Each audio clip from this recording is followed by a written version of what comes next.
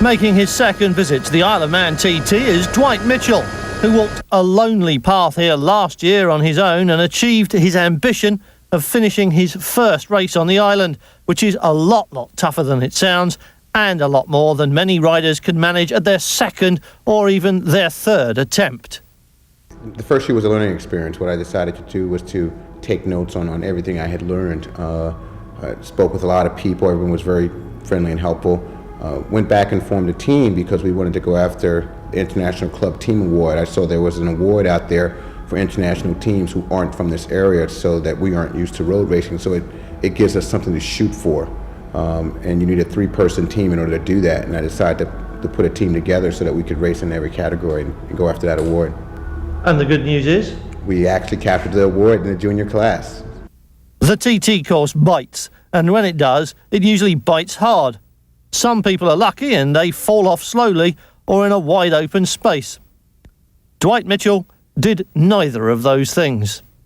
Thursday, during qualifications, I actually clipped a curb and totaled my ZX6R during qualifications.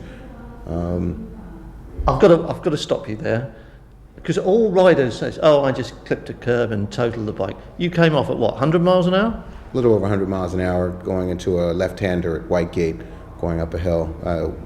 We have a tendency to minimalize our crashes. We try and put them out of our minds. We don't want to think about it. That first lap after you get back on and you're trying to get back up to speed, you're always a little shaky, but if you concentrate on your mishaps, you don't progress. You just remember what you did wrong, and it's just like, I know I can't take that curb that fast, and you're going a little bit slower the next time. How many turns are there on the Isle of Man TT circuit? 220. Does this mean you have to crash 220 times before you find the limit around here? No, I mean, you hope that the rear end like slips a little or just steps out a little, and you know you're in a corner at about its limit. Occasionally, I mean, as any course, you go faster and faster, but you can only really ride at about 85% here. I was trying to qualify for the senior race, and I was lapping at about 104 miles an hour, and I needed to get to about 106. So I was pushing it on this day because it was a nice clear day, the sun wasn't out, and I said, this is the day that I'm going to make the senior. And instead you made the hedge. Yes, this is true. Doesn't put you off? No, it doesn't put me off. I mean, I was fortunate that I went down in an area where there was relatively no walls, trees, or telephone poles. I mean, there was a large entrance to a housing complex. So the bike went down, and technically it should have just low-sided and just kept going, but it actually caught a foot peg or something and jumped in the air and started tumbling. Bad luck for the bike, not too bad for you. I mean, people who crash here and walk away from it are generally considered to be lucky. Given the drawbacks of distance, cost and the inherent dangers, you have to ask why riders from the USA make the big trip to the TT races, and why some, like Wade Boyd and Dwight Mitchell, get hooked. Race the TT as long as I can race it, as long as I can find sponsorship. I mean, I have a wonderful wife who supports me. I mean, she's from Spain, and you know, she's here with the baby now. She's, you know, my co-manager. She helps me with the internet. She keeps the website updated.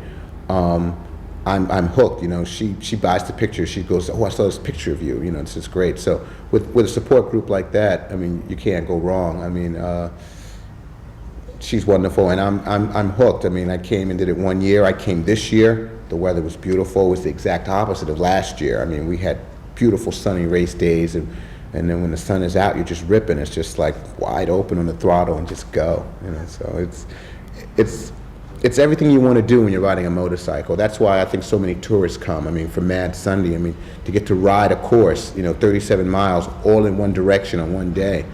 And you know, it's great. You know, even the tourists love it. So everyone's caught up in it. You know, I tell everyone that this is like Daytona and Mardi Gras in the United States mixed together. But everyone here is here for motorcycles. I mean, you see, I've never seen so many sport bikes in my entire life, and everyone's here watching the racers and asking for autographs and taking pictures. It's marvelous.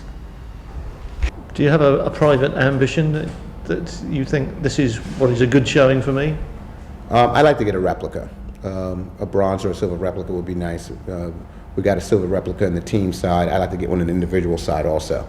Let's put this into perspective for a minute, because there are guys who've been coming here for years who have taken years just to finish a TT, and there are guys who have been coming here for years who still haven't got their hands on a replica. So in the overall scheme of things, you've done quite well quite quickly. Yes, I've always been an overachiever, very ambitious. I tackle business and motorcycling the same way. I'm very methodical about the way I do things. I take notes on, suspension and bike setup, and if I see something is falling short, I go back over and analyze it and do it again. Team USA is revved up and ready to go.